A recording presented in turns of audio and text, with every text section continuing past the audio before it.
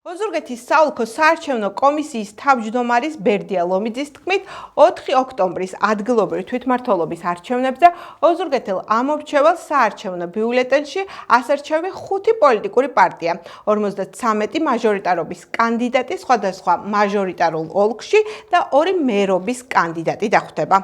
ოზურგეთში 5 სუბიექტი იქნება პროპორციულ არჩევნებზე წარმოდგენილი.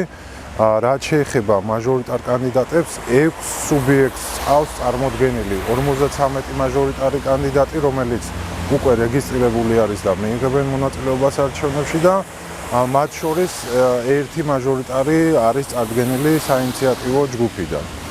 რაც შეეხება მერობის კანდიდატებს, მერობის კანდიდატი 2 საარჩევნო სუბიექტმა წარადგინა და შესაბამისად 2 მერის კანდიდატი მიიღებს მონაწილეობას 4 ოქტომბრის არჩევნებისთვის ოზურგეთის მუნიციპალიტეტში.